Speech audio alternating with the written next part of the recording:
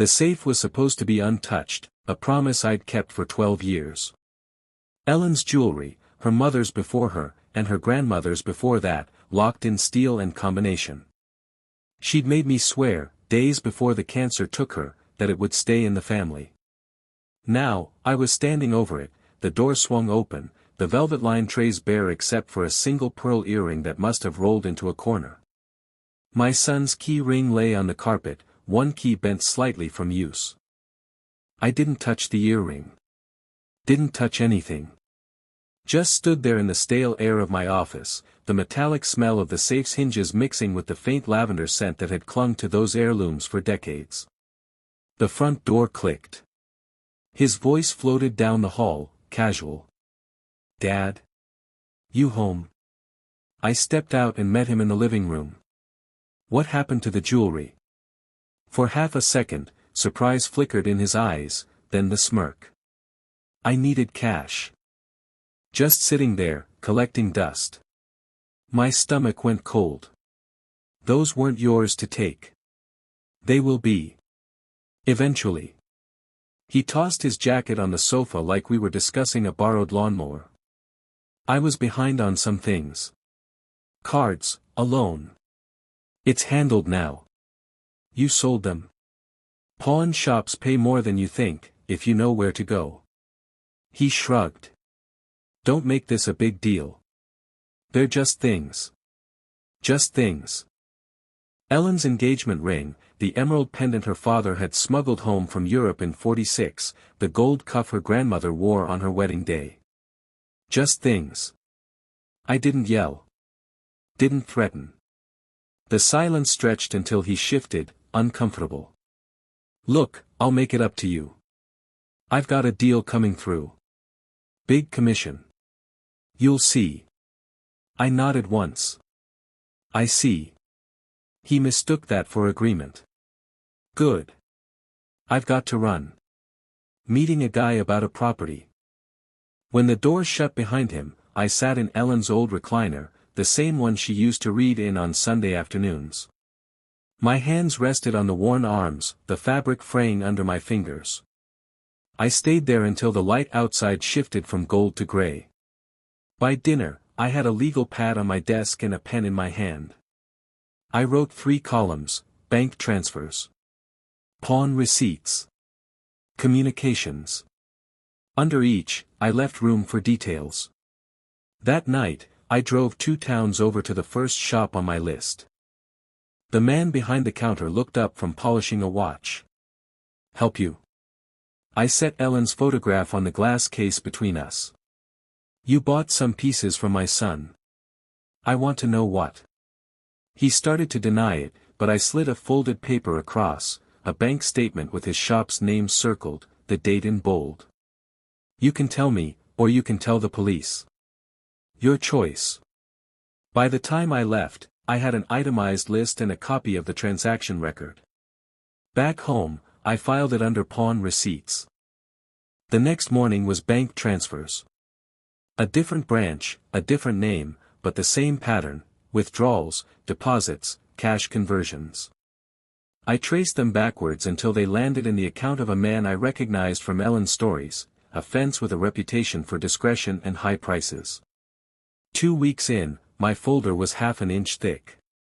By the end of the second month, it was an inch and a half. I didn't confront him again. Not yet. Because by then, I'd realized something: the jewelry was gone, but my son still had something worth more than any gem. A reputation. And I'd found someone who would love to see it burn. I called him that night. His voice on the other end was low, controlled. "I've been waiting for this." We set a meeting for Friday. When I hung up, I stared at the folder, thick and heavy under my palm. This was the beginning. And when it was over, my son wouldn't just have lost Ellen's jewelry. He'd lose everything. Friday came with the kind of heat that sticks to your skin. I carried the folder in a plain grocery bag, less conspicuous, and drove to a cafe on the west side where the blinds were always half closed and conversations stayed private. He was already there, tucked in the corner booth, sipping coffee like it was his living room. Martin Kane. My son's oldest rival in real estate. Years ago, they both started with nothing but charm and hustle, but while my son cultivated image, Martin cultivated trust. And in that business, trust outlasted gloss. "You look like hell, Hayes," Martin said as I slid into the booth. "Been a long few months," I replied, placing the bag between us. "This might make your next few better." He glanced at the bag, then at me. "What's in it?" "Proof." I opened the folder, the smell of ink and paper rising. Bank statements fanned across the table, receipts lined up in perfect order, printed screenshots of text exchanges between my son and the fence. The words were damning, numbers, dates, instructions written in his own hand. Martin didn't touch them right away. He just read, eyes narrowing as the story took shape. "He sold your wife's jewelry." "He stole it," I corrected.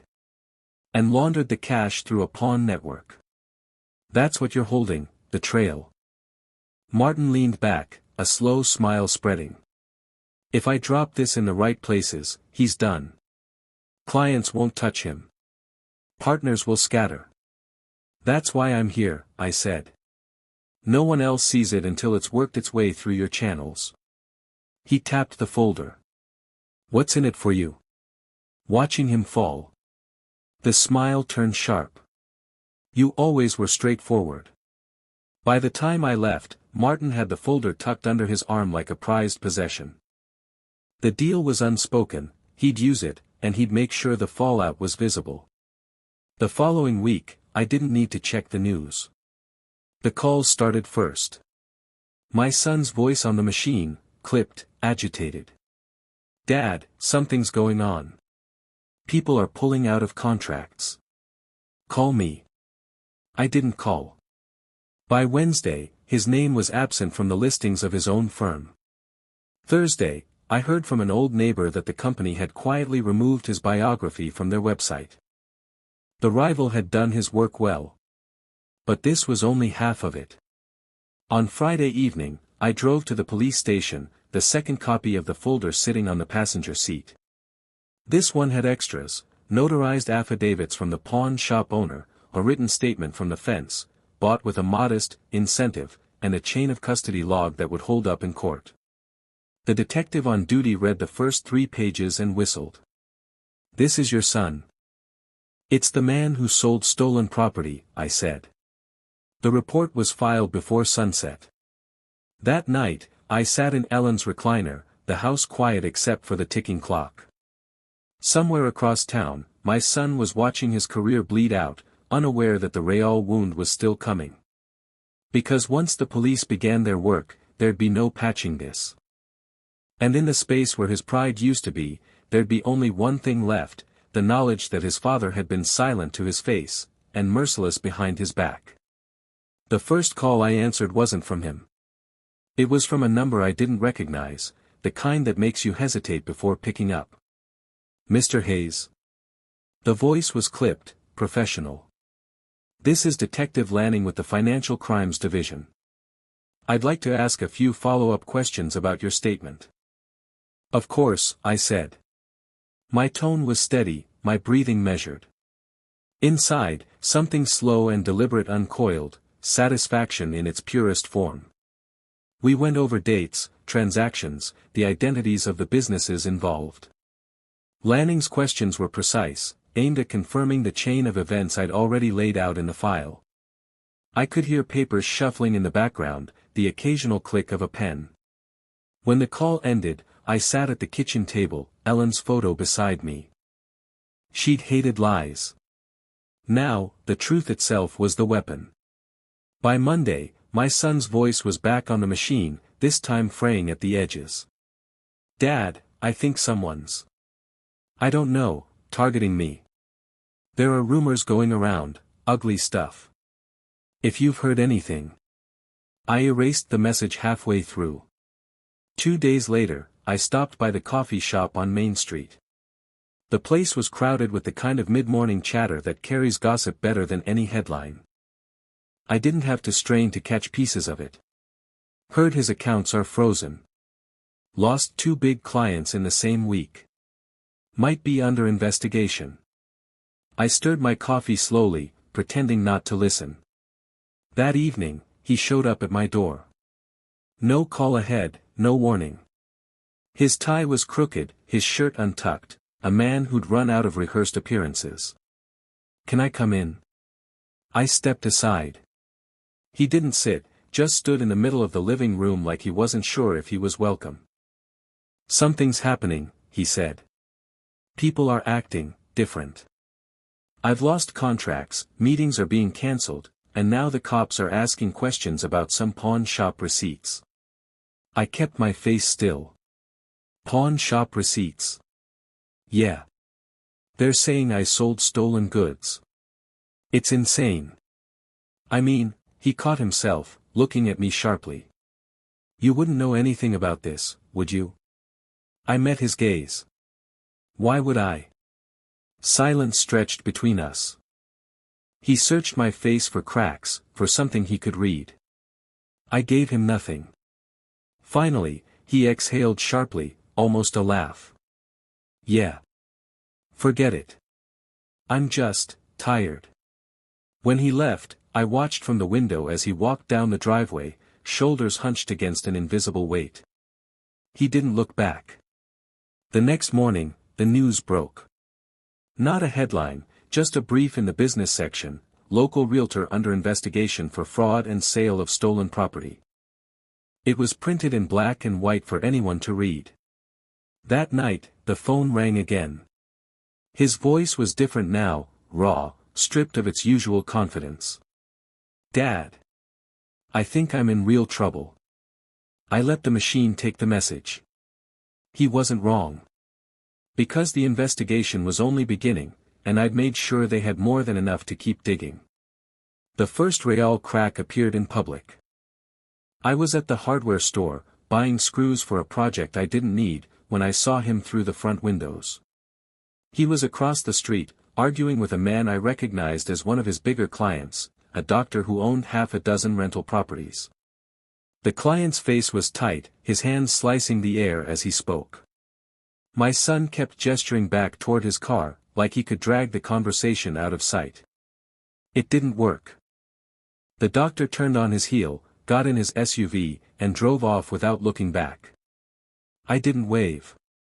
By the time I got home, his name had disappeared from the top producers board at his office. The slot where his smiling photo had been now held a neutral company logo, as if he'd never worked there at all. That evening, he called. I let it ring until the machine picked up. "Dad, listen, I know you're upset about the jewelry. I messed up. But there's stuff happening now that's way beyond that. Someone's feeding the cops bad information, and it's killing me. If you know anything." He stopped. I could hear him breathing, like he was weighing whether to keep going.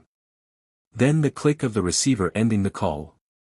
2 days later, the police moved in.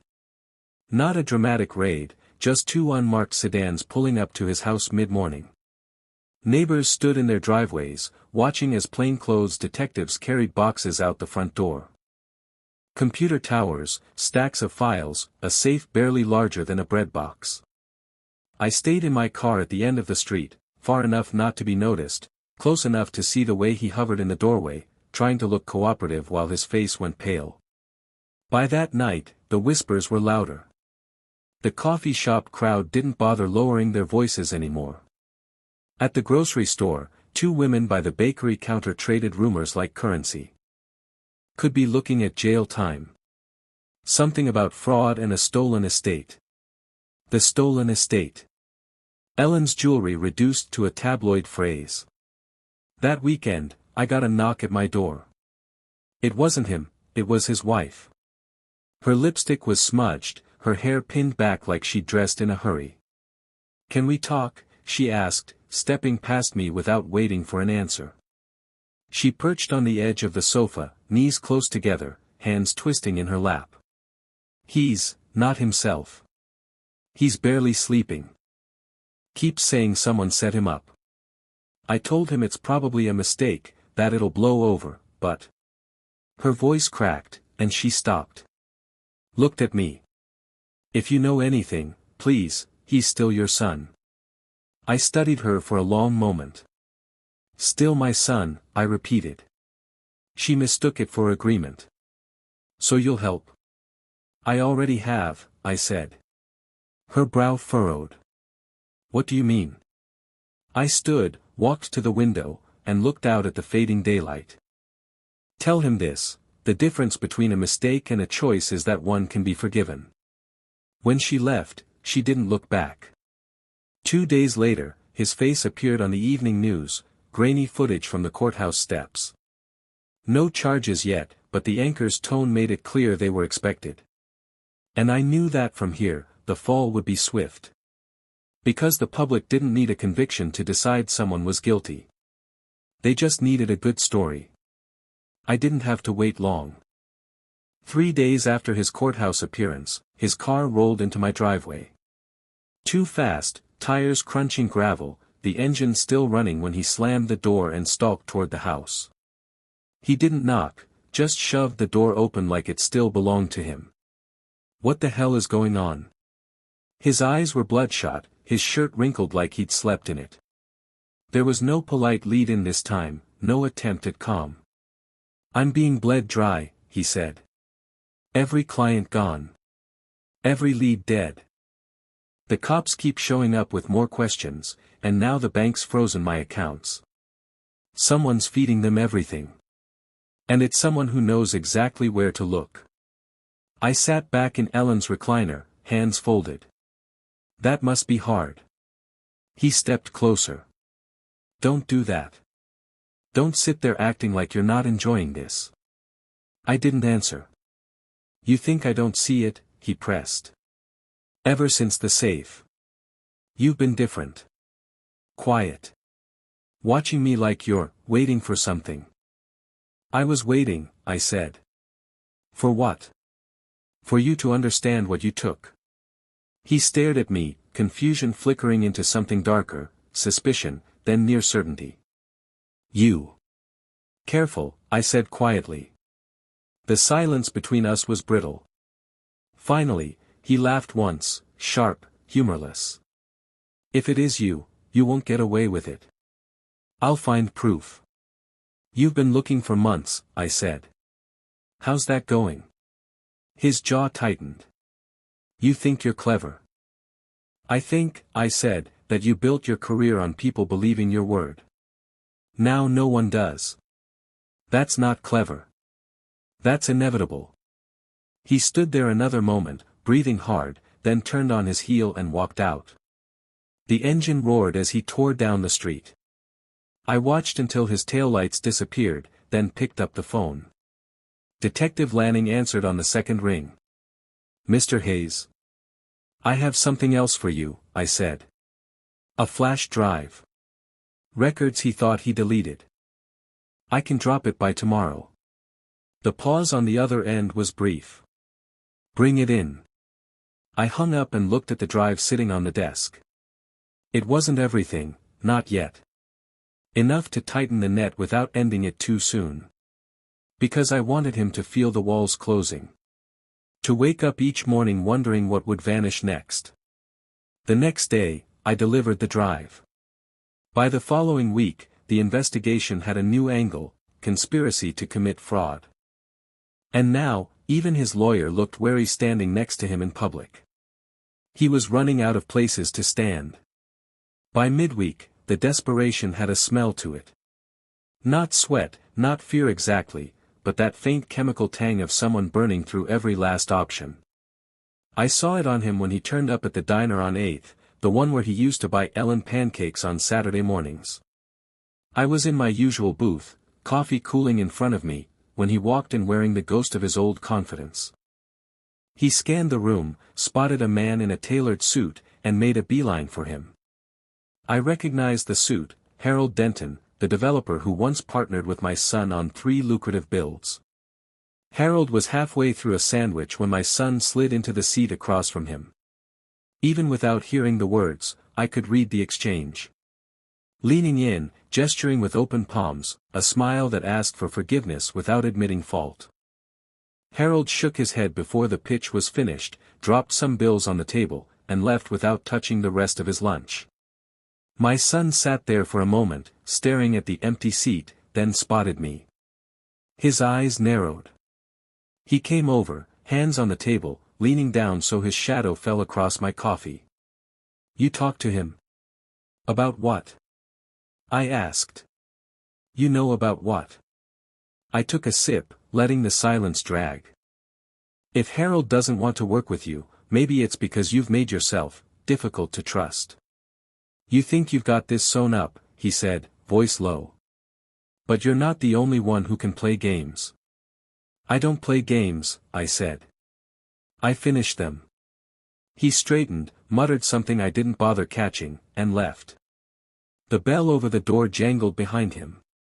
That afternoon, my phone lit up with an email from a blocked address.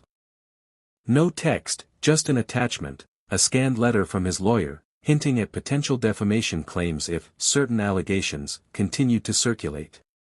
I forwarded it to Martin Kane with 2 words, "Handle this." Martin replied inside an hour. "Already on it." By the next morning, 3 more contacts from my son's circle had called me, not to ask questions, but to confirm what they'd heard. The phrasing was almost identical, as if the story had passed through a single filter before reaching them. I let it spread. That Friday, the local business journal published a piece about a prominent realtor facing multiple legal and ethical challenges, illustrated with a blurry photo of my son entering the courthouse. They didn't name him, but anyone in the city who mattered knew. He must have read it early. I got a text before sunrise, "You've destroyed me." I set the phone face down and went back to sleep. Because he was wrong. I wasn't finished yet. The call from Detective Lanning came just after lunch. "Mr. Hayes, you might want to know, we've filed for asset seizure." I kept my voice even. "Already?" "We've traced proceeds from the jewelry sale into his brokerage accounts. That makes them fair game until the charges are resolved." Fair game. The phrase had a finality to it. By the time I reached the courthouse steps later that day, the paperwork was already in motion. I didn't need to go inside, I just stood across the street and watched as a courier in a navy windbreaker carried a thick envelope into the clerk's office. At 4 o'clock, the first wave hit, bank accounts frozen, brokerage portfolios locked, the keys to his late-model Jaguar surrendered to a tow company contracted by the court. He called me at 4:17. I didn't answer. At 4:19, he called again. Then a third time at 4:22. I silenced the phone and kept it in my pocket, listening to the faint buzz as each attempt went to voicemail. When the noise finally stopped, I opened the messages. The first was controlled rage, "They're taking everything. You have to help me. You're my father." The second, less steady, "They froze the accounts. I can't even make payroll." The third was a whisper edged with panic, "Please. Just talk to me." I deleted them one by one. That evening, I drove past his office. The blinds were drawn, but I could see him inside, pacing between his desk and the wall, phone pressed to his ear, the free hand raking through his hair. He looked smaller in there, the edges of his frame blurring in the dim light like a man halfway faded from his own life. Across the street, Martin was leaning on the hood of his car. He saw me, gave the smallest nod, and stayed where he was. No need for words, he knew this was just the first cut. By the weekend, the panic had reached his employees. 3 agents quit in 48 hours, citing instability and uncertainty about leadership. His assistant left without notice, taking the client list with her. On Sunday, I found an envelope in my mailbox. No return address, but I knew the handwriting, a desperate scrawl that had once been confident. Inside was a single sheet of paper. "I know it's you." No signature. I burned it in the sink, watched the smoke curl up and vanish. Because knowing and proving are 2 very different things. And soon, he'd learn that in court. It happened on a Thursday morning, the kind of cold, brittle day where sound carries. I was in the kitchen when the first siren echoed down the street. By the second, I was at the window. The unmarked sedan I recognized from earlier visits slowed in front of his house, followed by a black and white patrol car.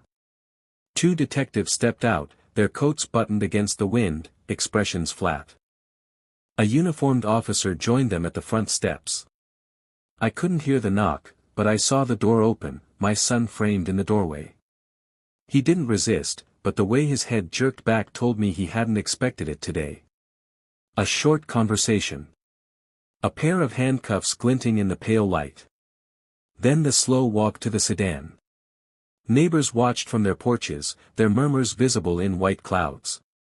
I turned from the window before the cars pulled away. I didn't need to see the rest. The news broke within the hour, local realtor arrested on charges of selling stolen property, fraud, and conspiracy. They'd added conspiracy, the twist I'd been saving. Because along with the jewelry trail, I'd given Detective Lanning the final piece, a recorded conversation between my son and his fence, discussing how to clean the sales without triggering suspicion. It was old, pulled from an email attachment he'd thought deleted, but admissible. And fatal. By noon, every major client had issued a statement distancing themselves from him. One partnership terminated his agency's contract entirely, citing breach of ethical standards. At 3 o'clock, his wife called me. I let it ring out, but she left a message anyway. "You've destroyed him. Do you understand that? He's your son. Whatever he did, this is worse." She didn't sound angry. She sounded tired. That evening, I drove past the county jail. The lights were harsh against the frost. Through the narrow windows, I saw the shadows of men moving in small spaces. Somewhere in there, he was learning the shape of walls he couldn't charm his way past. I didn't stop. When I got home, there was a single voicemail waiting. His voice was flat, stripped of its usual force. "I know it was you. And I know why. But you should know this, they'll never find the money. Not all of it." He hung up. I stood in the dark kitchen, the hum of the refrigerator filling the space between thoughts. If that was true, then the next move wasn't mine. It was theirs. And I knew exactly who to tell. I called Detective Lanning the next morning. "He says the money's hidden," I told him. "Didn't say where. Said you'd never find it all." There was a pause on the line, the kind that tells you someone's already pulling a file closer. "If he's holding assets from the sale, that's another charge," Lanning said. "If you can give us something to start with." "I can," I said, and reached for the last envelope in my desk drawer. Inside was a single sheet of paper, a printout of a bank transfer from 4 months ago. Not in his name. Not even in the fences. A shell account tied to an LLC that leased property he'd never owned. It was the one thing I'd kept back, waiting for the moment when he thought he still had leverage. I handed it over that afternoon. By the time I got home, Lanning had already called a forensic accountant. 2 days later, they froze the shell account and seized what was left, $126,000. Not the full amount, but enough to add a money laundering charge to his record. The next time I saw him was in court. He was thinner, his suit hanging off him like it belonged to someone else. No tie. No wedding ring. His wife sat 3 rows back, arms crossed, eyes fixed on the floor. When they read the new charge, he turned his head, not to her, but to me. Just for a second. No smile. No glare. Just recognition. The proceedings dragged on for weeks, but the outcome was clear long before the verdict. His attorney tried to bargain, but every plea deal required an admission that would end his career for good. In the end, he signed. 18 months in state prison. 5 years probation. A permanent mark on his record. The day they took him out of the courtroom in cuffs, the local paper ran a photo. Not the one from his office brochures, the polished smile, the expensive suit. This one was raw, under fluorescent light, his expression caught between defiance and disbelief. I cut it out, folded it once, and slid it into the back of Ellen's jewelry box. The empty velvet trays still smelled faintly of lavender. That night, I sat in the quiet house, the only sound the tick of the clock in the hallway. I thought about Ellen's last request, about the promise I'd kept in the only way left to me. The jewelry was gone, but it hadn't left the family in vain. Because now, the man who'd stolen it understood the cost of betrayal. And the final part wasn't about him at all. It was about the silence after, the kind that feels like peace. 6 months after sentencing, his house went up for sale. No mention of his name in the listing, just motivated seller, and a few photos that tried to crop out the neglect, peeling paint on the porch rails, weeds pressing through the cracks in the driveway. I drove past once, slowly, the way you pass a place you used to know. The blinds were drawn. A "for sale" sign leaned slightly in the wind. His wife's car was gone. She'd moved in with her sister 2 counties over. The brokerage that had once featured him in glossy ads now used a younger agent with the kind of smile that didn't yet know failure. Martin sent me one of the flyers as a joke, same layouts, same taglines, just a different face. The prison updates came quarterly. No visitors listed. No employment in the facility. He was marking time the way people do when they've run out of ground to lose. One evening, I opened Ellen's jewelry box. The velvet was still bare except for that single pearl earring in the corner. I picked it up, rolled it between my fingers. A fragment of what had been whole.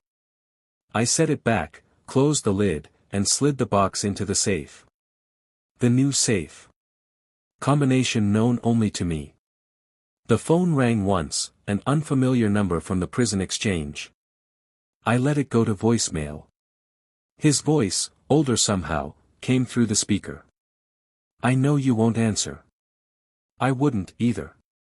"Just, tell me why." I deleted it without listening to the rest.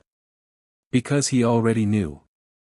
The next morning, I took the clipping from the back of the jewelry box, the photo of him in cuffs under the courthouse lights, and slipped it into an envelope.